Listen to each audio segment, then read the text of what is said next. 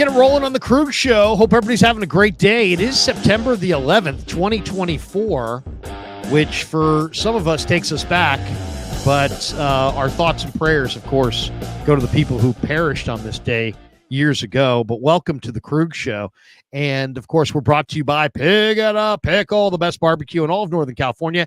Check them out. They're in Emeryville. They're in Corte Madera. They're open 7 days a week from 11 a.m. till 8 p.m. Get the brisket chili. Go say hi to Damon and Mary and tell them that Krug sent you. And this live stream is also sponsored by our good friends at Sharp Corner Sports Cards and Collectibles. They're at 205 Cypress Avenue in Pacific Grove, California. Call my good friend Anthony Catania. He's at 831-521-5264 for all your sports cards and collectible needs. And we'll talk more about them in a bit, but this live stream is sponsored by Betr, the official daily fantasy sponsor of the Krueger Show. I almost won last week in Betr, but not quite. Use Betr to make daily fantasy lineups and win real money. We did win at the end of the preseason. Almost won last week. We came like very, very close to winning, but we did not win. Anyway, download the app below. Make sure you use the promo code Niners, Niners, to get your first deposit matched up to $200. Well, back by very popular demand, the great Paul McCaffrey, formerly the better half of Murph and Mac. Oh, no, I'm just joking. Brian, if you're watching, don't hold it against me. But Paulie Mack, who did KMBR's morning show for years and years and is about to start his own venture on YouTube. And I want all you guys, as soon as Paulie tells you where exactly to go, I want you guys all to sign up for Paulie's channel. He's going to put out incredible content. And that's the beauty of content creation. It's like everybody's got a different flavor, a different kind of spin on it, and my channel's not his and his channel's not mine, and our channel's not the same as another guy's. Right. And that's the beauty of the whole thing. So Paulie's back with us to chop it up and kind of review the Jet game and look ahead to the Vikes. What's up, Paulie, man? How are you, man? Krug, great to see you, buddy. And it was great last week to reconnect with you, man. I had a really good time kicking it around with you, and it was kind of light because we didn't have any real games to talk about yet. We didn't know about Christian McCaffrey, right? We didn't know he wasn't going to play. So we were doing like over-unders, how many yards is he going to get and all that. So we had anyway, it was a great time last week. Looking forward to tonight. I just got to add one thing to your pig in a pickle shout out at the beginning. You mentioned the brisket, right? Like you got to try the brisket. Hey, listen, I'm out here and I'm flying the flag for the pulled pork sandwich, okay? Because that's Krugs and I had lunch a couple of weeks ago with Creative Tony up here in Corte Madera. We were over at the Pig and Pickle. Beautiful day, too. We were eating outside. And, bro, I went with that pulled pork sandwich, 5 stars. Okay, I'm just saying that's just my side of the street. Anyway, you go brisket, I'll go pulled pork. Oh, no, the pulled pork's amazing. Yeah. Not only that, the pulled pork is so incredible that if you open up the sandwich and look at it, you'll see like the smoke rings from all the time that it's spent in the smoker. They smoke their meat, yes. For like up to 14 to 18 hours, and it just drinks in all that flavor. It's so good. So good. Well, it was outstanding, Krugs. It was outstanding. And now, listen, I was down at Levi's on Monday night. I know you were too, obviously. Yep. I was up in the seats watching the game. First thing I want to say, Krug, is shout out to Niner Nation, man. 49er Rep. The fans came strong. Like even in the pregame, when the team was stretching out and warming up, like did you feel that, Krugs? It was electricity. Well, it was a different vibe, in the parking lot because they kind of changed the rules, and some people were kind of mad about, how the tailgating would go, and the Niners have new rules. If I could, Krug, jump in real quick. What are the changes? Because I heard about it, but I didn't understand like the actual changes that were made. I guess I will throw it out to the chat and see if you guys could explain it better in the chat, but I'll try to explain it right now. But if you're a Niner fan that tailgates and really knows specifically, but I'll tell you what I've heard and is that, it used to be you'd pull into the lot and you could park and then you could set up like a gigantic tent next to you and 3 or 4 spots and have this little city all around you of kind of tailgating. Now it's like, from what I've been told, it's a little bit more like when you enter, you're going to have to go where they tell you to go, and you're not going to get extra spots. And I'm not sure if people could meet up in the exact or plan out exactly where they want to be in the parking lot. I think it's kind of like dependent on what time you arrive and this and that. I may be wrong by that, but I was told that it's a whole new setup, and everybody has one space and one space only. Wow. And they're trying to push back on these tent cities and these people that take up 2, 3, and 4 spots and lay down wood floors and dance and basically, kind of from what I heard, at least the take that I heard from the fans is that they're trying to minimize the tailgate as well to try to force people to pay for more food and drink inside the stadium. Right. I hope that's not the case. I'll say this. I think the tailgating the Niners shouldn't fuck with it. I agree. Don't fuck with it. Just because these are your hardest hardcore fans. Yeah. These are your fans that are going to the games. And guess what? I mean, I park last year when I was working for 95.7 The Game, they do a pregame in the Santa Clara Hilton, which is like, if we're looking at the parking lot, it's like it's right there. Yeah. It's like 5:00, let's say. And the parking lot where the media park is a top right. So maybe it's at 2 p.m., 2:00. Right. Right. So I had to walk diagonally across the parking lot. And, these are the best people there are. I mean, they're drinking Patron, they're barbecuing, they're throwing you beers. They're recognizing guys like me, and they'd recognize guys like you and be like, "Hey, come over to my tailgate. Let's take pictures." And, no doubt. And let's, and I love these people, and they love each other. So a lot of times it's families, it's extended families. It's like, that's my Uncle Rick, that's my grandfather, and these people all meet, and it becomes their family, and their Niner family becomes like their second family, whether they're people they sit next to in the stadium when they get in, or they tailgate next to in the parking lot. I'm just all for the fans. If like, the Niners are great right now, right? They're a Super Bowl contender. They're the favorite. They've been to the Super Bowl twice in the last 5 years. But come on, man. It's not always going to be that way. There's going to be some lean years. There's going to be times when the team sucks, and that you want to make sure that the people still go. And if they're going because of their relationships with one another, then guess what? The Niners win. So I think I would want to kind of have a laissez-faire, hands-off approach to the parking lot.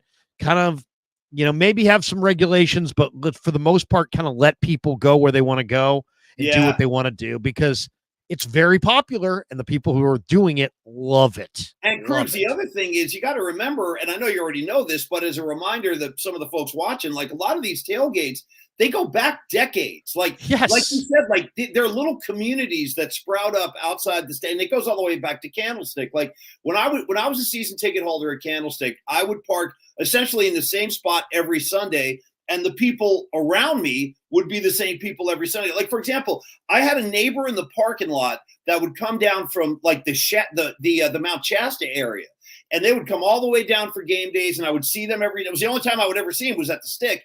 And you start to form kind of like your 49er family with the fans that you only see on game day.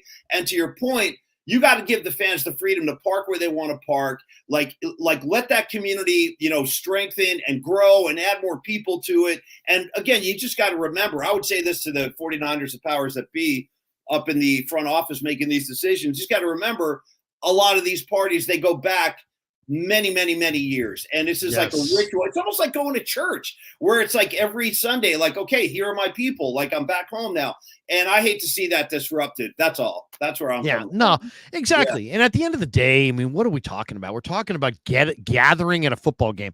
Right. All my buddies used to gather. Their meeting spot in the old Candlestick lot was the E-pole. Like, we'd always meet, whether you saw these guys during the week, whether you called them on the way to the game or not, you knew if you could just get into the main lot, if you could just walk over to the E-pole, all of our buddies would be barbecuing there. Right. So that was like our meeting spot. And everybody who did this had their spot. And all I'm saying is, I don't think the Niners are really trying to do anything evil. I think they're just, but they are trying to help. They are trying to get you into the stadium quicker, so there's more people, and it's a better home field advantage because you're in your seat at kickoff. Right. The only thing I would notice is people are a little staggered. Like, I would finish and try to get in as fast as possible, and there's people 15, 20 minutes before the game, and there's no urgency at all, man. I mean, they're throwing back a shot. Hey, give me another beer. I'll have another sausage. If I get in before half, I'm cool, You're tapping into another big struggle in the 49er fan base, which is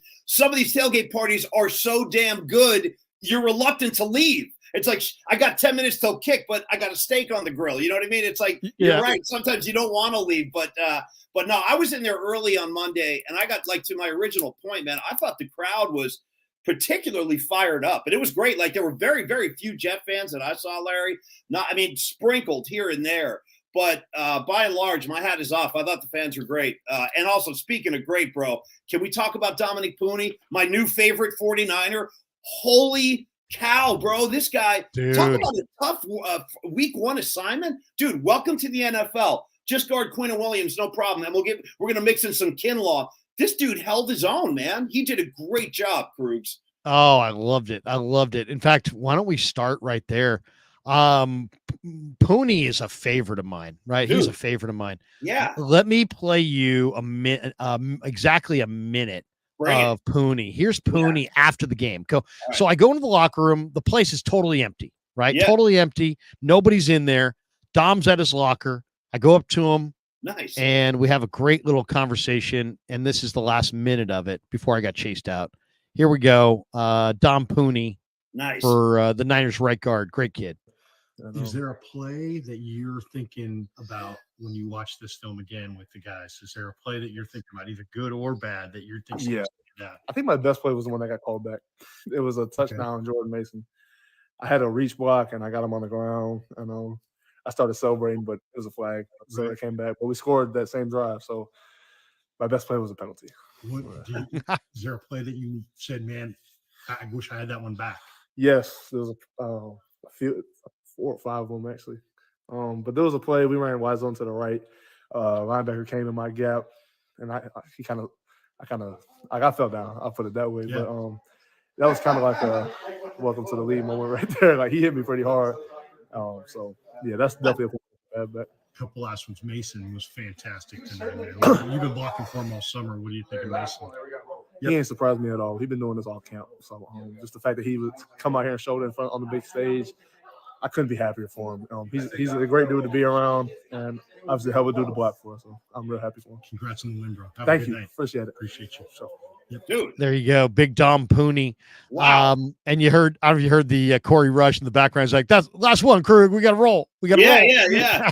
Dude, what a likable guy, Krugs. What a down to earth, humble guy. Totally. So what did you think? I mean, I looked at that game and I thought, man, okay, 32-19. I guess my first takeaway was the 49ers went up against one of the best defenses that they're going to face all year. Quinn Williams is a stud. Sauce Gardner's a monster. The Jets D-line is really, really good. The Niners kicked 6 field goals. Paulie, if they just get a little bit better in the red zone at converting in the red zone and turn a couple of those field goals into touchdowns, Paulie, they could have scored 50 on this team. I mean, they literally could have scored 50 points on this Jets team. I was very impressed with the Niner offense. No summer, all summer for Aiyuk. No camp, all summer for Trent.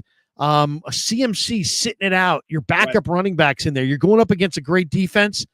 They ran for 4.7 a carry, and if they had converted in the red zone, could have hung half 100 on these guys. You know, it's funny. I totally agree with you, too. I think a lot of those field goals will ultimately turn into touchdowns, or at least hopefully they will in the red zone, because I know Kyle's like Bill Walsh that way. Like, when you get into the red zone, they're not thinking 3. They're thinking 7 or bust. So I know that Kyle hates field goals. He kind of played around with that idea after the game. He goes, yeah, I would have given Moody a game ball, but one of his kicks hit the crossbar. So he was like being playful. But I know deep down, he wants the 7 there. And I think you're going to see the offense get a little sharper in the red zone as the season goes on. But we got to talk about Jordan Mason a little bit. So my buddy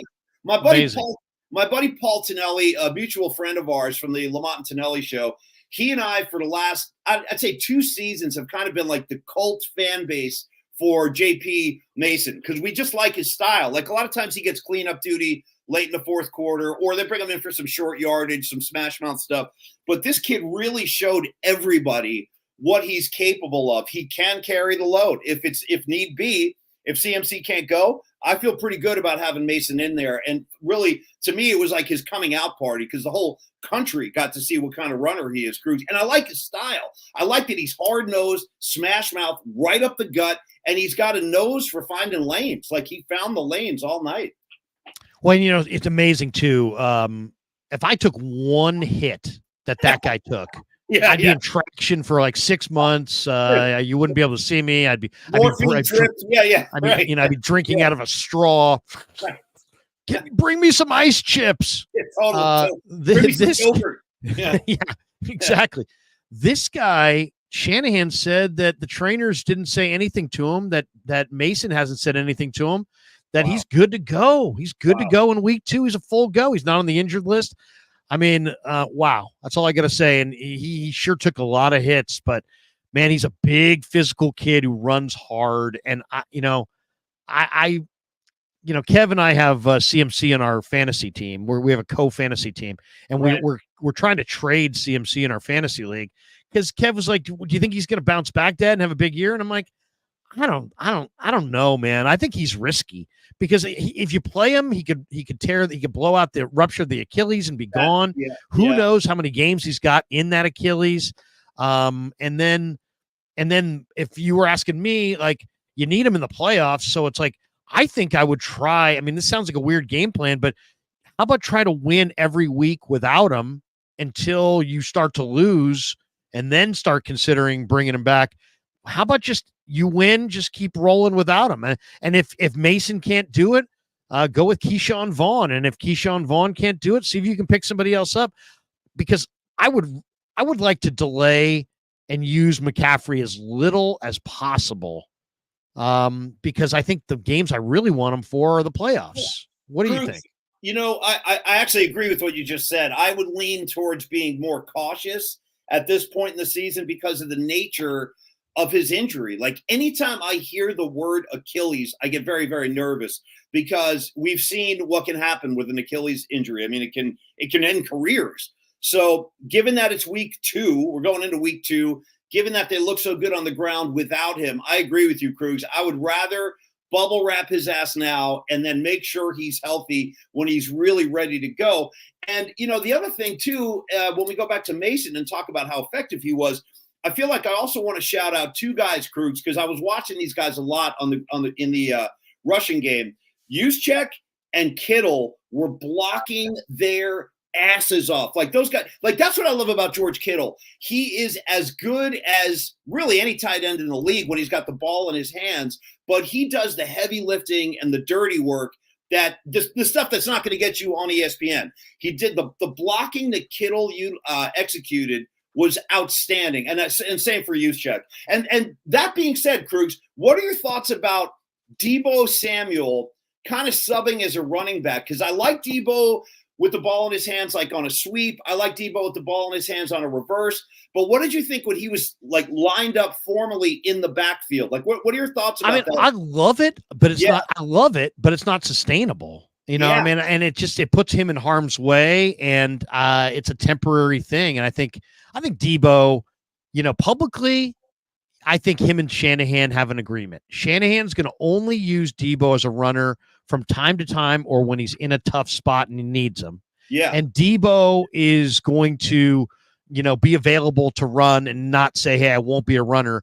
But he also doesn't want to be featured, because if he's featured as a running back, then he's going to be beaten up. And then if he's beaten up, he's going to miss time.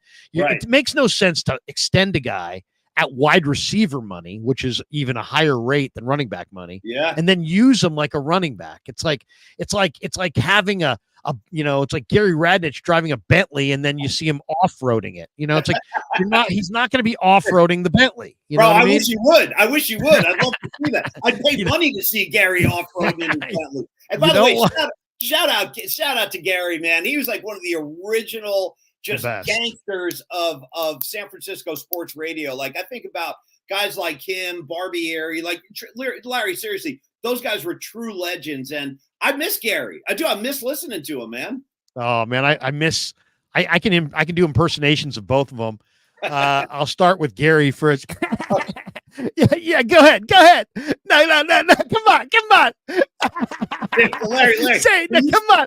He used to break my ball. Like Gary would break my balls to my face. So we Yeah. would have the the face off at the end of the Murph and Mac show. Right, and right. When Gary was still at KBR, he would be on right after us. So he'd come in the studio as we were leaving, and just the backhanded compliments. Like he'd be saying stuff like this to me, Krueger. Nah, Paulie. Oh, that Lincecum song. No, it's great. It's fabulous. And meanwhile, I know he's breaking my balls. Yeah. Like, Paulie, no, I love it. But I miss him. Oh, Gary. he always loved to stick it to people. Yeah. Come on, with the particles. Right, come on with the particles over here. That's cute. I mean, come on. Right. And then, of course, Craig, you're so cute. I drive around Marin County in my Miata, and I drive from place to place vis-a-vis my Miata. And, I always go to, you talk about Sam's Chowder House and, Pig and a Pickle, and it's all really nice, but, nothing beats a meat cheese. And, my name's on the box, but that's not why I'm touting them. I would say it anyway. I've always been a big meat cheese fan vis-a-vis my Miata. Oh my God, Ralph. Not bad, Ralph. bro. And, dude, God bless him. God bless Ralph, man. A 9-0 line stat. Yeah. How about this? This is an amazing. These two numbers jumped out at me. Desmond Mason, 94 of his 147 rushing yards, Paulie, came before contact. So the 9-0 line did an incredible job. Only Joe Mixon with the Texans, he had 107 yards before contact in week 1. That was the only back all week that it got more rushing yards before contact. So that speaks to the 9-0 line. And then this other one is interesting. It's called pass block win rate, and it's a stat that's kind of obscure, but I really do believe in it. The 9-0 line posted a 96.1% pass block win rate against the Jets on Monday Night Football. That was the third best pass block win rate of any offensive line in the NFL in week 1. So, nice. We can sit there and talk about Mason, and we should, and he was amazing. But I think we also got to talk a little bit about this Niner offensive line that is much maligned. Added Dom Puni, was going up against a really good Jets defense and a phenomenal front that had Quinnen Williams and Javon Kinlaw. Paulie, and now granted, I'm sitting behind 4.5 inches of glass in the upper deck, so it's hard to really hear all the time. I didn't see Quinnen Williams. No. I watched this game a couple times. I still have yet to see Quinnen Williams make tons of big plays. I mean, they kept him pretty much off the stat sheet all night long. Yeah, and Puni did most of that himself without getting help from anybody. Like, it was one-on-one matchup most of the night. And for me, I always think about week 1 in the NFL is so unpredictable. Like, really, you just don't know what's going to happen, or a lesser team can beat a great team. It's not that unusual. And when you're bringing in a rookie offensive lineman, I'm always going to kind of hold my breath a little bit because, look, we just went through the whole McGlinchey thing. He was a first-round pick. He was good. He was a good lineman, especially on the run. Good run blocker. Yeah. Right. But he struggled in pass protection. And I kind of was expecting some of that with Puni. I'm like, this is a kid. He's going up against one of the best pass rushers in the NFL. And to your point, he held his own, and he did it most of the night by himself. Bro, I got to tell you, I usually wouldn't say this, but one of the things I'm looking forward to the most in the Viking game is watching Puni go to work again. Honestly, I want to see if he can consistently do this week in, week out. And I certainly hope he can. Yeah, no question about it. All right, let's do this. I want to play one thing before we go to the Betr. So let me share the screen real quick. One more. I want you to hear this Aiyuk. Aiyuk at his locker today. Okay. It's a short soundbite. So here we go. Aiyuk at his locker in front of the media. Here we go. Okay. I didn't watch the film until this morning. I was a little bit scared to watch it, but not as bad as I thought. You were scared to watch it? I was scared to watch it. What, did it just not feel right at the time? Have you ever felt like that? So that I thought was good honesty. He was scared to watch the film because it didn't feel right. Yeah. It didn't look right. And it just looked, nothing terrible, but just rust, not quite, not comfortable, dropped the ball in the end zone. Yeah. I'll say this, from afar, I didn't like Peyton Manning and the Manning cast, ripping him like that. Like, hey man, that's why you sign your contract. And I get it, but it's like, you know what? It takes 2 to tango. The Niners are tough negotiators. Let's not put this all on the player. let's put it on the Niners and the player. We're not privy to those negotiations. For all we know, Aiyuk's agent was calling all throughout June, and the Niners were like, we're not home. We're not home. So we don't. I mean, it got done. Okay, but I never want to assume blame on either side in a business negotiation that doesn't involve myself. You know what I mean? I do. And I agree with your kind of assessment on Aiyuk. I thought he was good, not great. That's more or less what I expected. Because listen, I mean, being a wide receiver in the NFL, it's all about timing and executing your route. And like you said, the one drop in the end zone, to me, that was like the big moment. If there were any big mistakes Aiyuk made, that was the one. That was a potential touchdown. And I think 8 times or 9 times out of 10, he's going to make that catch. And I will say this, Larry, he's a guy I'm actually not worried about. I think Aiyuk is going to be fine. You just got to keep in mind, he missed all summer. He wasn't there. So He missed the workouts. He missed the preseason games. He's just now getting into his thing. It was kind of like Bosa last year. If you remember Bosa with his holdout, he wasn't himself against Pittsburgh in week 1 last year, and he admitted as much after the game. He's like, look, man, I'm not in football game shape yet. And there's probably some of that with Aiyuk too. But Krueger, like I say, I'm really confident he's going to be fine. I'm not worried about Brandon Aiyuk. No, I'm not really either. Red Eye, by the way, says Dr. Pandya, who does a segment on 95.7 The Game on the kind of injury front, said the probability of an Achilles tendonitis to rupture into a full-blown ruptured Achilles tear is 4 to 10%, not as high as you would think. So that's good. That's good. To me, I'm shocked by that. I would have thought it would be more like 30 or 40%. But good for Dr. Pandya, and I'm a big fan of Dr. Pandya. All right, let's do this. Let's talk a little bit about Betr, the sponsor. The live stream is sponsored by Betr, the official daily fantasy sponsor of the Krueger Show. Use Betr to make daily fantasy lineups, and you can win real money. I turned $10 into 90 in the Niner Raider game by hitting a four player prop. So download the app below. Make sure you use the promo code Niners NINERS to get your first deposit matched up to $200. Okay, so let's do this. Let me make this a bigger part of the screen. There we go. Make it bigger so I can see. Okay, Blow it up, Drew. Yeah, let's blow this thing up a little bit. Let's pick Niners, Minnesota. We'll look at some of the props in this game. Who do you want, Paulie? We'll pick 3 or 4 players and we'll go over or more or less on their stats. Start me with George Kittle, because Kittle did not really have the ball in his hand a lot the other night. So I'm expecting him to see a little bit of action on Sunday in Minnesota. Okay. What do you think? 48.5 receiving yards, more or less for Kittle? Wow. That seems like, I mean, I agree with you that I think he's going to be more involved. Yeah. But that 48.5 receiving yards seems like a lot. That seems like a high number. It does, unless he breaks 1 or 2. I mean, boy, that is tough. I mean, you know what, Cruz? How about this? Just for the entertainment value and the entertainment dollar, bang for your buck when you tune into the Krug Show, I'm going to go ahead and be optimistic, Krug. You know what? Give me the over. I'm going to say Kittle's going to get loose. What the hell? Okay, we're going more on George Kittle. Let's go to Aaron Jones. Let's go to Aaron Jones. There's 4 different options for Aaron Jones. We can go with more or less than 50.5 rushing yards, which is kind of low for him. It is. More. Okay, so now it's more than. So now it's more than 70. You can also go more than 73.5 rushing yards if you think it's going to be a big day. 12.5 rushing attempts, 14.5 longest rush.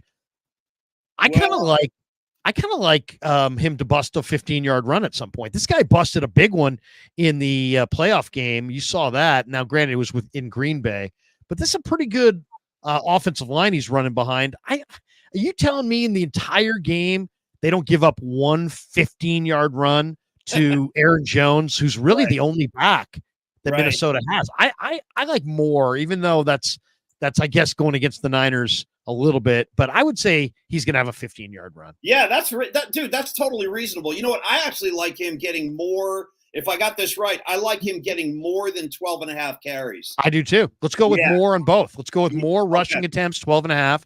And let's go with more. We'll go with more on the rush yards as well. You can only choose one. Oh, you can only choose one? Oh, look at that. Kev saying we can only choose one. Let's go with yours. I like yours. I like yours better. Let's go with the 12.5 rushing attempts. I think that's safer. I think that's safer because they're going to try to take pressure. You got to remember this. You got to always think, what are other teams thinking of the Niners? I think other teams look at the Niners and say, Hargrave, Bosa, and Floyd on the same line. Let's protect our quarterback. Let's run the ball. Right? I think they'll try to run Aaron Jones at least 15 times. I do too. So I like that one. Okay, let's go with Purdy. Let's see what Purdy's got. Nice. Yeah. Let's see what Purdy's got. Yeah. You can go over 233.5 passing yards. Over 280 passing yards if you think he's going to have a big day. Over 1.5 passing touchdowns. All right. Over 7.5 rushing yards. All right. And 36.5 longest pass. He had an 11-yard run.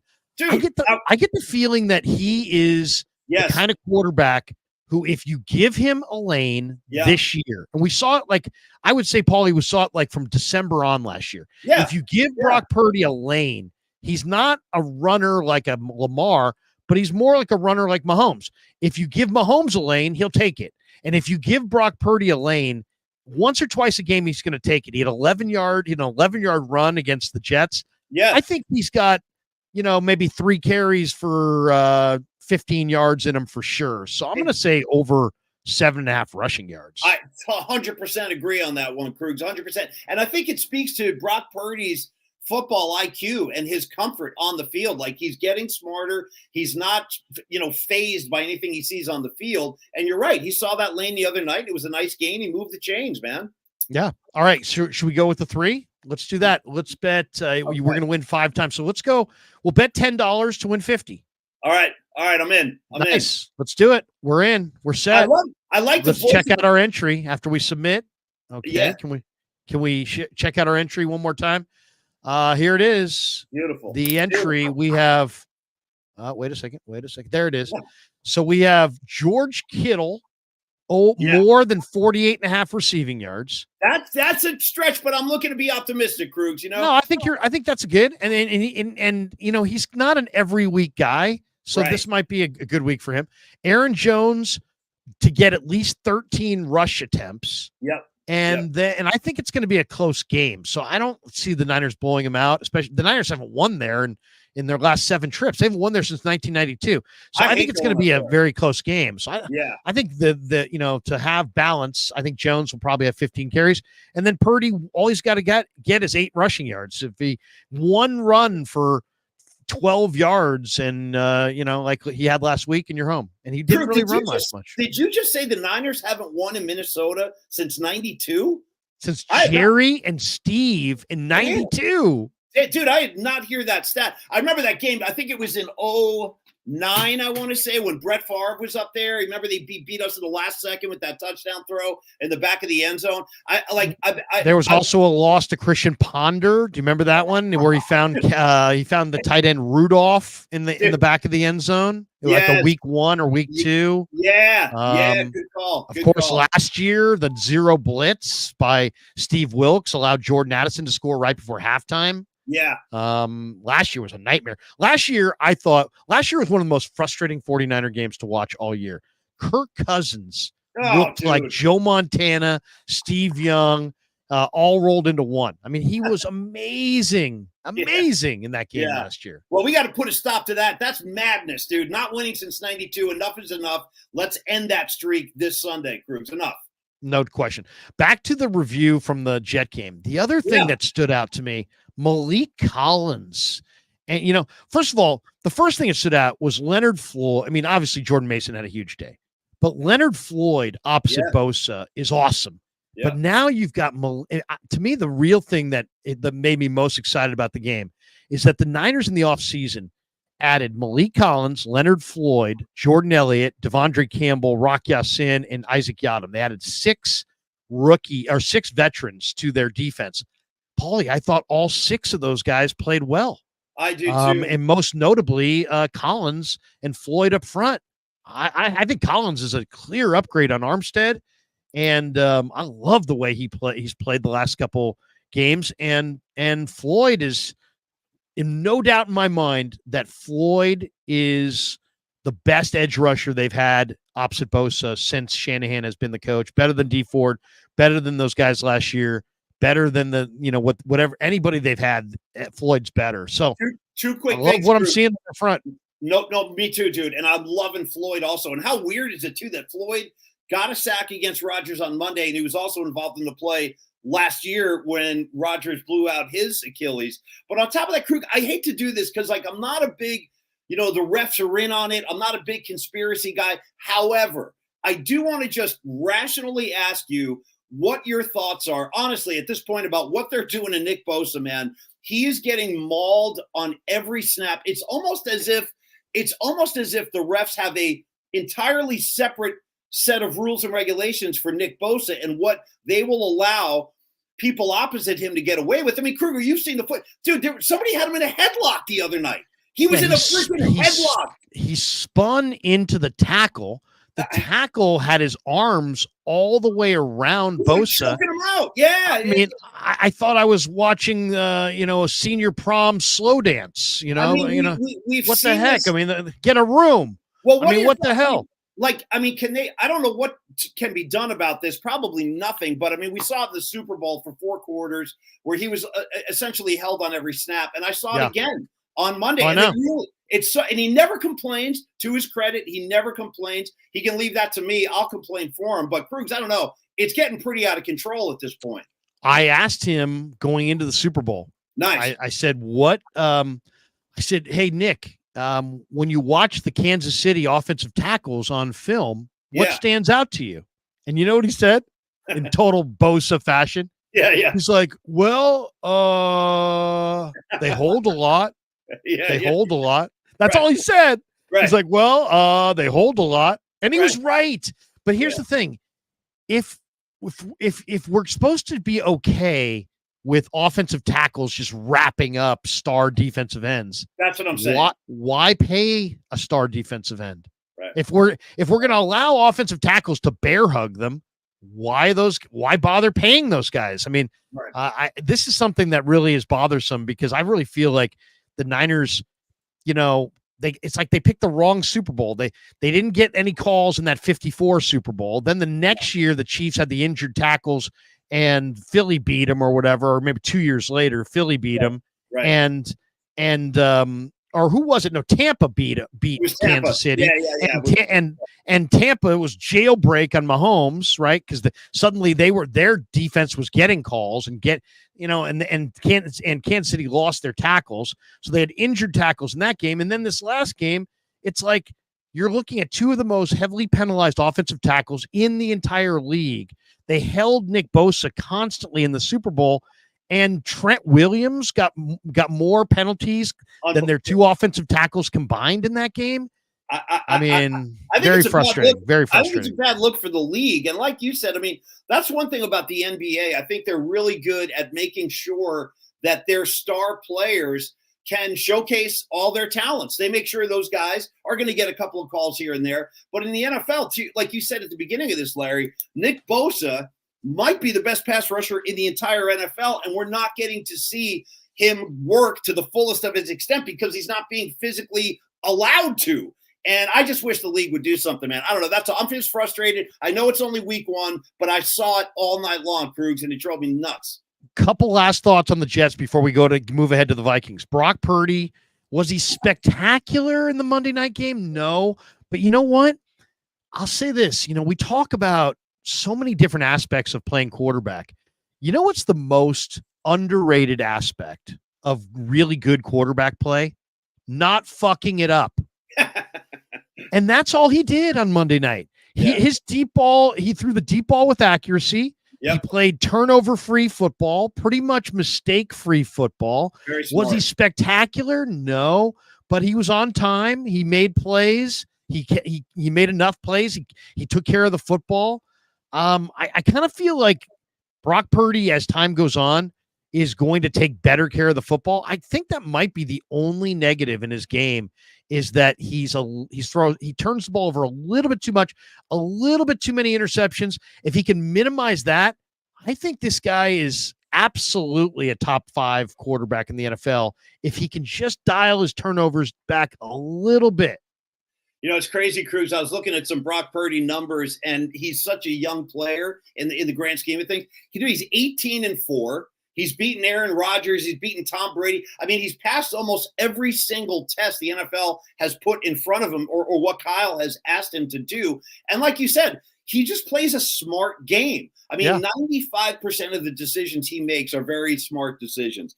Everybody's going to screw up and turn it over every now and again. Joe Montana used to turn it over, man. I have to remind people, hey, you guys, don't forget the Dwight Clark, the catch game in 81. The Niners had 6 turnovers in that game. That is part of football. But by and large, I really don't have anything, like negative to say about Brock Purdy. Was he stellar? Was he 5-star? No. But he was like 3.5-star, which was enough to get the Niners a very comfortable win. He turned it over last year in Minnesota. We're going to find out. He took some hits at the end of that third quarter. He may have been concussed. That may have been why he turned it over twice in the fourth quarter. But this is a big redemption spot for him based on last year. The other thing that stood out is Jake Moody, who I've interviewed a few times, Paulie, and he's got the right kicker mentality. He's kind of got a low, chill, low key guy. Yeah. He doesn't get super up. He doesn't get super down. He's not flamboyant. He's just kind of a solid, boring, low key kind of a dude. Good. 6 for 6 on field goals, 2 from beyond 50. Paulie, if Moody becomes an accurate kicker and a dependable kicker, then he's a great freaking kicker because he's got a huge leg and he can boot one from 60 plus. By the way, dude, and I agree with everything you said about Moody. I'm very, very happy with. How could you not be after Monday night? Of course I'm happy. But, dude, forgive me for not keeping up on this, but where's Robbie Gould right now? Is he retired? He actually retired. Wow. Yeah, he retired. Was it? He retired. Living in Chicago. He's got 3 boys, or I think 3 boys, maybe 4 boys. I did a great interview with him. What I thought was one of my favorite interviews a couple of years ago, right around playoff time, and he's just an awesome guy. Yeah, I was cool really kind of bummed that they didn't bring him back, but it's got to end at some point. 18 years in the NFL, so. Right. Okay, let's fast forward to Monday night or to Sunday day. It's a morning start. That early morning window. Niners flying out. It's a long trip. They asked Bosa, "What do you think of Minneapolis?" He's like, "Man, it's a long flight, and they got that terrible turf." He's like, "But the atmosphere in there with their fans and their skull chant and everything is pretty cool. It's one of the coolest atmospheres." As I said, the Niners have lost 7 straight trips to Minneapolis, so there's not a lot of good vibes. Niner fans don't have a lot of good feelings or memories of that place. But what do you think? How do you see this game? Minnesota took apart the New York Giants in week 1. The New York Giants are really bad. I mean, Daniel Jones is Daniel Jones is horrible. And Minnesota, I don't know how much of that game you watched in week 1, but Minnesota, Darnold, Paulie, started 12 for 12. No, Darnold is a capable quarterback, and you're right that the numbers speak to that. I'm not necessarily in fear of Sam Darnold, but I do think he's a capable, solid, NFL caliber quarterback. He's good enough to lead a team up and down the field on drives. But it's a game. Listen, I'm going to get bullish, man. I'm expecting to win this game. And if you listen to all the pundits and the talking heads around the league on Tuesday morning, I heard this a lot, Kruegs. A lot of people already are saying the 49ers look like the best team in the NFC. I know it's only week 1, very small sample size, but I heard that a lot. And I am not ready to say they're the best team in the NFC, but I certainly think they're good enough to go on the road and get a win up there in Minnesota. And now that you put that 92 thing in my head, dude, I'm slightly pissed off. In the name of Jerry Rice, Steve Young, and Brent Jones, Steve Wallace, all those guys, let's go up to Minnesota and write this, man. Enough is enough. Let's put Darnold on his back a few times to get out of there with a win. I like it. Shannon Peacock in the chat says, "Thank you so much for having Paulie Mack on." Yeah. Please do it every week. We're planning on doing a regular hit with Paulie. Paulie's a big Niner fan, and he's got thoughts on the Niners, and we're gonna have fun every week, chopping it up, looking back, looking ahead. Absolutely.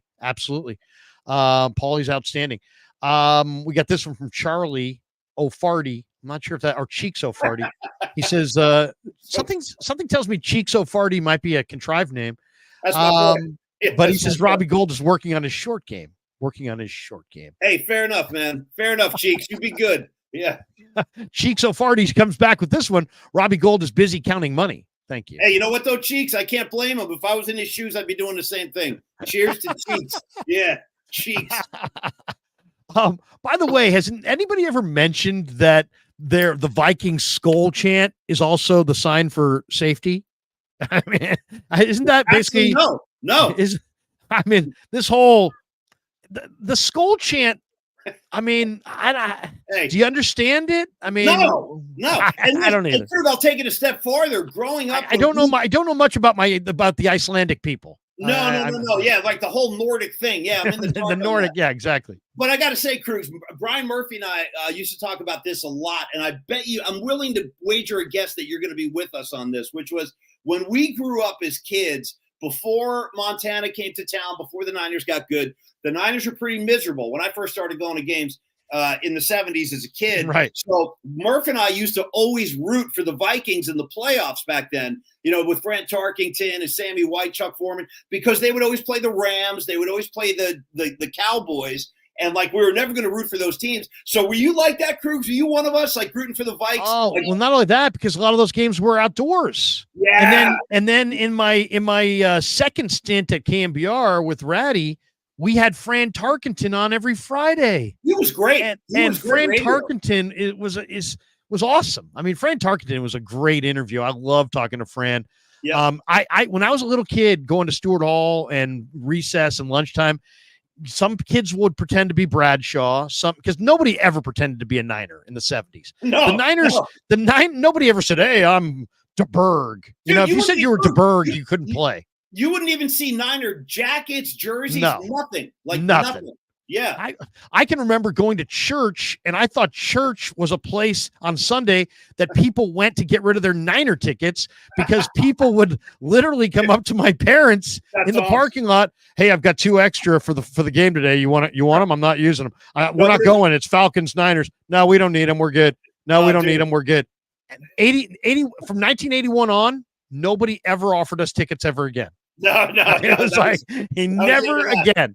Right. In 77, you want to see the Pete McCulley Niners or Monty Clark? Yeah, come on down. There was plenty of seats. And I was there, bro. I was at those games with 35,000 other people. Yeah. I used to have a Niner Gold Rush T-shirt, and the Gold Rush was Cedric Hardman, Tommy Hart, Cleveland Elam, and Jimmy Webb. Yes. Jimmy Webb. And I used to have that shirt all the time and wear it all the time. It was, I loved Cleveland Elam. He was my guy back in the day. That's 76. That Gold Rush pass rush you're talking about, that was my first real season of being a 49er fan. I was 8 years old, but that's when I went to my first games, the 76 season. And they had a good year that year, man. They were in first place, and they dropped off on the back end of the season, and the Rams took them. But yeah, man, Cedric Hartman, Cleveland Elam, Tommy Hart. Dude, how unusual, too, is it for the fact, if I'm not mistaken, Tommy Hart on the D-line wore number 86, which was a really odd number for a defensive lineman. But yeah, that was a great group. Great group. And I think they were coached by Floyd Peters, the guy who used to wear those prison goggles. He coached Millard and Dolman a few years later in Minnesota. Right. He was their defensive coordinator, Floyd Peters, but he was the Niner D coordinator there in the 70s when they had that great front, and they just got after the quarterback. Yeah. Paul Hofer, Delvin Williams, Gene Washington. Yeah, man. I can remember those days, man. Those were some good days. It's funny though. And then 81 came, and it was no more tickets. Yeah. No more tickets. More tickets. What do you want to see in this game as far as the 49ers against the Vikings? What do you think the game plan would be? Let's start offensively. The Giants did not run it well, right? I mean, I think only 3.5 yards a carry, but they also fell behind in this game. I think it was 28-3 in the third quarter. It wound up being 28-6.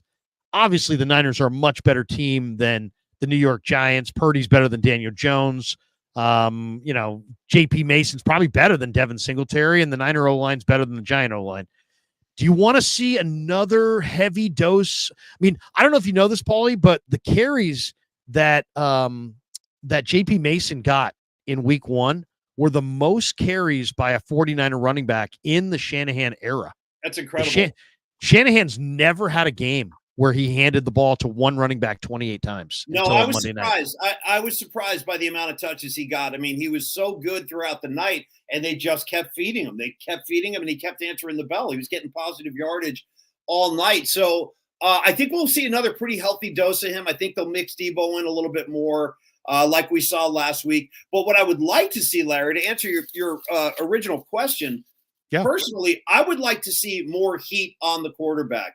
I felt like that was one thing I was maybe looking for on Monday against the Jets, and I didn't really get it, especially given the fact that Aaron Rodgers is hardly mobile at this point. I mean, he was really in one position in the pocket, and the Niners really were having a hard time getting to him. He's got the quick release. He knows how to get rid of the ball. He's so smart, Aaron Rodgers. But I would have liked to have seen him get knocked down more than they actually got to him. So whether it's sacks, whether it's knockdowns, quarterback hits, I want more pressure on the QB this week. Let's knock Darnold's ass down a few times. We'll see how good he is then, you know? Yeah, no, seriously. Don't fall for this, hey, Darnold's mobile and this and that. No, go after him. Go after him, attack him. Darnold is the guy that if you blitz him in the A gap and get him off his spot, he will literally throw you the ball 2 or 3 times in the game. He will turn it over. He will throw interceptions, but you got to move him off his spot. If you allow him to get back there, get comfortable, he's a rhythm thrower. He's got a good arm. He'll carve you. You. He knows where to go with the ball. I think he's a little bit more disciplined than he was pre-Niners. So I personally, he is, I agree with you. Get after Darnold, move him off the spot. The other thing I would do is I would run Mason a ton. I think right now you're in a spot right now where Deebo just got tons of hits last week. Aiyuk looks really, really rusty. Trent's only played 1 game. You got a rookie starter at right guard, albeit a good one. And you got a really good defense. I would say run. I would like to see a heavy dose of the run game. I'm going to share the screen one more time and let you hear what another great comment here. This is from Richard Sherman. Oh, good. Sherm he's talking about Jordan Mason here. And Sherm, of course, played with by Jordan Seahawks, Mason. And Mason reminds him of Marshawn. And you know what? He reminds me of Marshawn as well. Here's Dick Sherman talking JP Mason. What a freaking game by Jordan Mason. It's something about just getting your opportunity and making the most of it is really cool. People saying he looked like Marshawn Lynch out there. My goodness, he does run with a very heavy hat. He runs downhill, Mitchell. He was punishing people all day. And you can see as the game went on, he's starting to wear the defense down. People turning down hits. People turning down tackles. Hey, sometimes they're running into blocks like, hey, keep me over here. I don't want what's over there. That dude looked like the rents do. He running like the rent is due, Mitchell. And that was great for the San Francisco 49ers. Great for him. You could hear how happy and how proud Kyle Shanahan was of just him getting his opportunity. They knew what he could do, but he went out there and showed the world in a primetime game what he's capable of. That was really cool. The team was rallying behind him. So there you go. He's running like the rent is due. I'll say this, I go into the locker room. I talk to these guys. This guy, if you didn't know anything about football, and I just said, hey, here's a player. What position does he play? Right. This guy walks in, you'd be like, oh man, looks like maybe a linebacker, maybe a defensive end. Maybe a fullback, fullback or a lineman, maybe a defensive tackle. I mean, he's a big dude. You're talking about 240, really big. You're talking about a running back. I mean, this is a really great ad. I mean, Law of Awe here says Mason is a star in the making. We can't hold that back. No way. I agree with Law of Awe. I think this kid is not good, not very good. I think he is a star in the making. I love think it. Law of Awe is absolutely spot on here. You know who he was reminding me of, Kruegs? I was getting flashes. Tell me, you could agree, disagree on this, but like the way he was running, so physically, so punishing, and like Sherm said, just head down right into the contact. He was reminding me of William Floyd, bar none, during his rookie season. Love bar none. Me too. You know, before he got hurt, he was that same kind of player. He would get the rock. I was there that day he got hurt where he blew out his knee against the Saints. Yeah. But bar none was like one of my favorite Niners of all time. Talk about a guy who just lowered his head like a bull and just, That's what I'm saying. Yeah. It's amazing power. And I was getting shades of that with JP Mason the other night. I was like, damn, that's a lot like William Floyd used to run the rock. So, you know what? And he's right about that. I mean, it does take its toll on a defense, especially when you've been doing that for 3 quarters. And then you're getting into the back end of the game in the fourth. The guys have their hands on their hips on the D line. And it's like, yeah, here it comes again. Like, just keep pounding Mason in there. It pays dividends late in the game. No question. Jim Millay says Krueger called Purdy. Krueger called Mason. Jimmy, thank you, bro. Appreciate you. Yeah. Tim Donaghy's crew. Dude, let's get a thing where we got like Krueger's crystal ball. Make some calls on guys, you know? Do like a Swami thing. And Dude, I'll light some incense. I see the Vikings minus the 7. Dude, I'll get the candles going. Yeah. Awesome. Tim Donaghy's crew. Oh, wow. Some Paulie Mac vibes on a Wednesday. Yeah. The dude abides. Right on, Tim. Good to see you, brother. Good to see you, man. That's awesome. Let's see. We got this one, Law of Awe, which is a great handle. You've been talking Mason the past couple of years, Larry. You knew, just like Brock. Dude, when I saw this kid, and then I went back and watched his G-Tech film. How about G-Tech? Paulie, they had this kid and Jahmyr Gibbs on the same team at Georgia Tech. Yeah. And Jahmyr transferred to Bama and went in the first round, and now is, I think, one of the best young running backs in all of pro football on the Lions.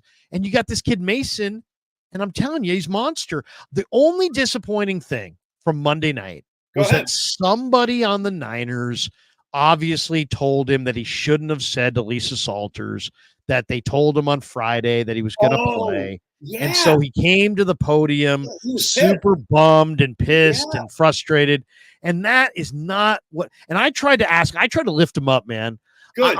I said to him, I'm like, hey, JP, man, you had an incredible game. That's the greatest game of your NFL career. You got to be feeling good. You know, talk about your perspective on it. Yeah. And, he got a little chipper, but not really. He was just so bummed that he was told that he said the wrong thing. And so if you watch that, you're sitting there going, wasn't this guy the star of the game? Wasn't this guy like the hero? Wasn't this guy isn't this guy like the guy tonight? Yeah. And yet he stood there like he, started a fire in the upper deck or something. I mean, it was unfortunate. Yeah, it was unfortunate after his big night. Because I was confused. I didn't really understand because I saw him on the podium and I heard his answer, but I was like, I didn't know the backstory. I do now, but I didn't know what led to that. So, yeah, that was unfortunate, man, for such a young guy to have his first really, really big night and then have that little bit of tarnish on it at the podium. Hopefully you strip that away and move on. But Kruegs, today, and I know you saw this, I was looking at Christian McCaffrey in the locker room talking about preparing to play. So, I mean, you and I both are in agreement on this. I would prefer they err on the side of caution right now with Christian McCaffrey because I think it's a game they can win without him, and it's only week 2, and why risk something that doesn't need to be risked? I don't know, but do you expect to see him suited up on Sunday? You heard it. So McCaffrey told us basically, he's like, because, last week he stood at his locker on Thursday or Friday and said, I'm playing. They're like, you're going to go? Yeah. He's like, I'm going. So this week, of course, he kind of felt like he needed to kind of explain, hey, I said I was going. I didn't go. What happened? What transpired? And he basically said that in his mind, Paulie, that he doesn't like that mindset of, well, I'm 50-50, I'm 70-30, I'm 75-25. He likes the mentality of I'm playing. And then if I'm not, then I'm not. But I'm all in on playing. So like he said today, hey man, I'm a full go Sunday. But when we get to Sunday, will he be a full go? And is it his call? I'll say this. I don't think it should be his call. I think it should be the doctor's call and Shanahan's call and Lynch's call. I agree. Save players from themselves. The players always want to play. Cruz. You need this guy at the end, not now. Here's my only dude. You crushed it right there. And if you want to like take a stroll down memory lane, just try to remember what happened when Kevin Durant insisted on playing in the finals. You remember that? Like he was like, right. "Hey, no, I'm good. I'm good to go. I'm good to go." Boom. That was it. We didn't see him for a year and a half. So I'm with you. I as much respect as I have for Christian McCaffrey, and it's a lot, I don't think that decision should be solely in his hands. I don't. No. Monty asks, Larry, why did Mason go undrafted? Three numbers with a dot in the middle. 4.58 is what he ran in the 40. So, in an era where there's guys who run in the 4.2s and 4.3s and 4.4s and low 4.5s, if you run close to 4.6, you're not going to get drafted. So he went undrafted. The first day I saw this kid, I'm like, wow, look at that guy. Now he runs upright. And he kind of reminds me a little bit of Marshawn in that he runs upright. So I don't know about durability, but man, the guy's got real good vision. He's got real good power. Yeah. He runs with, he runs a little upright, but lately he's run with better body lean. I saw And, he admitted to me, I asked him, I said, hey, man, this is when they first came to camp, Paulie. I said, hey, JP, I think you're like one of the best players on this team that never plays. What's going on? Why don't you ever play? What's the deal? And he's like, and he was so straight. It was unbelievable. He's like, you know what? I just needed to grow up. Wow. He's like, Bobby T would call on me in the meetings and I didn't have the answers. Wow. And he's like, it wasn't like I didn't have a good attitude. I just didn't know the answers. Wow. And so because I didn't know the answers, I didn't talk much. Wow. And then, he just kept going, and then he kind of left me and he kind of let me go. And, and he goes, basically, I just wasn't the kind of back that he wanted. I wasn't doing what he wanted. And he's kind of the gatekeeper on the playing time. And he basically just said, I just needed to grow up. And you know what he said when he was at the podium the other night? I'm thinking to myself, you know what? There's more growth that's needed, because he stood there like a 15-year-old or like one of my kids, like a 12-year-old or 14-year-old who's like, kind of the posture and looking down and really bummed and really upset. Yeah. And it's like, hey, you know what? You're a great fucking back, and you had a great fucking night. Right. And should you not have said this? Yeah, but don't sweat that. Don't worry about that. That's nothing. Yeah. And I kind of wish somebody had yelled at him, but then also lifted him up. And I think what happened is that they yelled at him and then didn't lift him up and then put him in front of the microphone. If you're going to yell at a guy, yell at him and then lift his ass up and be like, bro, all right, don't say that to the media, but guess what? You just rumble for 150. Dude, this is a great night. In other words, give me the Tony Salvador treatment. You can yell at me and undress me, but then when nobody's looking, tell me I'm doing an okay job, because that's what he used to do. Yeah. Paulie's referencing the old boss at KMBR, who's a good friend of ours. I just traded text this week with Tony Salvador. Big fan. Yeah. I'm a big fan of his. He's a big fan of mine. I know he's a big fan of yours, and I know he's been listening to a lot of these shows. So, T Sal, if you're out there, we love you, Tony. Fist in the air, right there. Nothing but love. Nothing but love. Oh, I know what I got to play you. I know. Wait a second. I got something I got to play you that is unfreaking believable. Lay it on me, kid. You're going to love this. And I got this from Tony. Tony sent this to me. Okay. And if I can find it here, I tweeted it out. And when you hear this, you are going to die. I can't wait. Yeah, no, awesome. Here. Oh, wait a minute. Is this the guy doing the Tony Soprano? What? That. Oh. Don't ruin it. Hold on. Here we go. You're gonna love this. I can't wait. Yeah. Okay, here we go. Wait a second. Give it to me, Cruz. Here we go. All right, here we go. What's your best impersonation? Your favorite. anything that's new feels like a new child.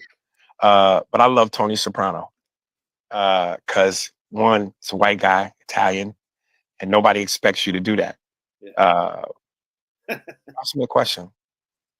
Tony, what did you do with the body? Like, what's the fucking matter what I did with the fucking body? I'm gonna fucking bury it. Show Pussy Christopher.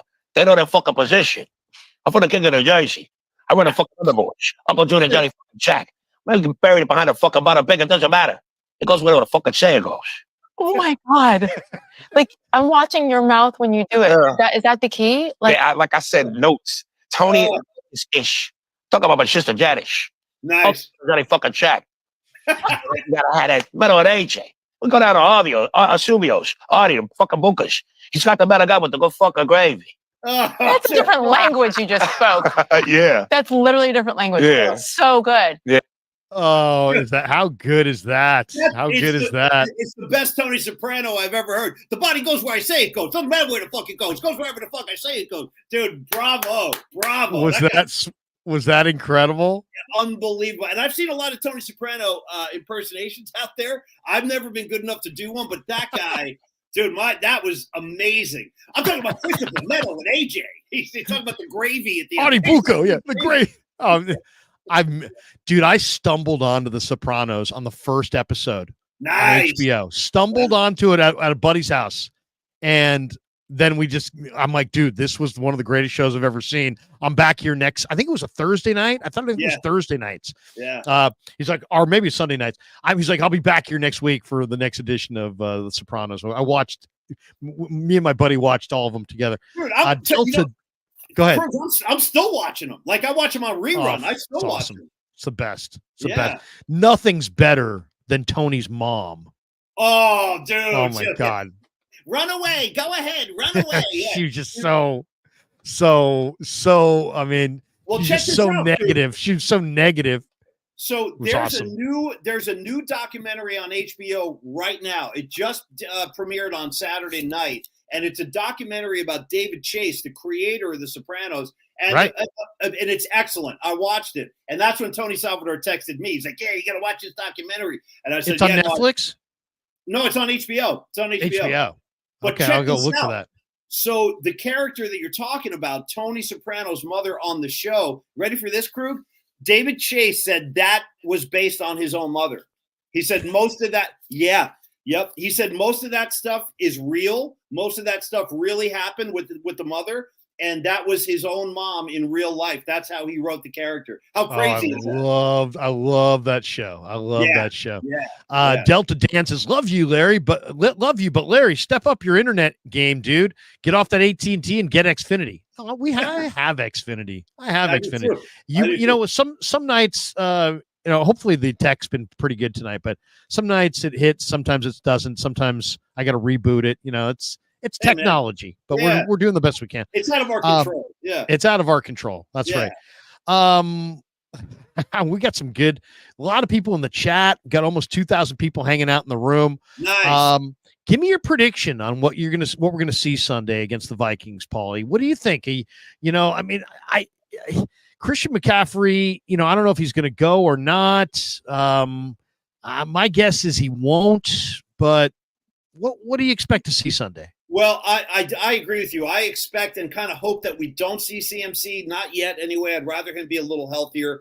I think Mason will be asked to carry the rock quite a bit again. I don't think he'll have 150-yard night like he did last week, but I think he might be somewhere between 80 and 100 yards by the end of the day. I think that's reasonable. I don't think that's too big of an ask. And I do think that Purdy will look a little bit sharper. I am hoping that Brandon Aiyuk is a little bit better of a rhythm. And like I said earlier in the show, Krugs, I really want to see the D-line put more pressure on the quarterback. I'd like to see them sack Darnold a few times and, mix it up. Throw a couple of blitzes in there, whatever you want to do. To get that pressure, but that's one thing I will be looking for. I want to see Darnold in duress. Yeah, no question about it. I would love to see the Niners kind of limit Leonard Floyd a little bit more on first and second down and see if they could save him for some key passing downs. One more that I want to show is I asked Shanahan today about Leonard Floyd because he really stood out to me, Paulie, when I watched the film. I was like, wow, this is a Leonard Floyd film. I mean, just how hard he played, how smart he was. I mentioned it to Shanahan today, and he kind of lit up like a Christmas tree. Nice. Here's Shanahan talking about Leonard Floyd, me asking the question. Kyle, Monday night, I thought Floyd watching that thing over was just amazing. The motor, the football IQ. He's a real special player. Didn't really see him live until last night or until Monday night. Yeah, no, his motor's he's like that every day in practice, and especially for a guy like whatever year it is, 10th or something, to be able to go that hard in practice every day. I don't get how he can keep it up. I remember Staley, who was with him in Chicago and the Rams, telling us he was like that. You could always see it on tape. I mean, he's got such a good motor on tape, but he knows no other way. He loves playing football. He keeps it very simple. He likes to come out there every day. He goes hard as he can, and the games, we just cut him loose, and he kind of took over in that way. And I think it's a real inspiring guy to watch. Yeah, what a beast. What an absolute beast. What a great find for the Niners, Paulie. And, if they can just limit him. So, the one thing I mentioned to Bosa, I said, hey, what did you think of Floyd? And he's like, yeah, he was really impressive. But then Bosa said, hey, you know what? This Viking team is quite a bit better than the Jets team that we just played. Yeah, he said that. And which was, that's a strong thing to say. Usually guys aren't quite on the record like that. But he said, they got a really good running game. They're going to run it at us a lot more. They're going to make us play the run a lot more. And it's going to be a big challenge. So, he wasn't downplaying the addition of Floyd, but he definitely was like, hey man, we better we better bring the big boy pants this week because they're going to run it on us. Listen, dude, I got to bring my big boy charger next week because I got to let you know, Krueger, my battery is about to die and my charger. No, we're done. We're done right here. I need to sign off. We're good. We're good. I'm gonna call it right here. Yeah. Go ahead, Paul. You have one last thought you want to share? Okay. Much love. Yeah, pressure on the quarterback. Knock Darnold on his ass. Give JP the rock 12 to 15 times. Niners win by, I'm going to say they win by 7 points. They win by a touchdown. Thanks to Betr. Thanks to Pig in a Pickle. Thanks to Paulie. Bruce? Thanks to all of you guys. Paulie, we'll see you next week. Peace. Yeah, man, I've been scared of. Careful, you gon' get exactly what you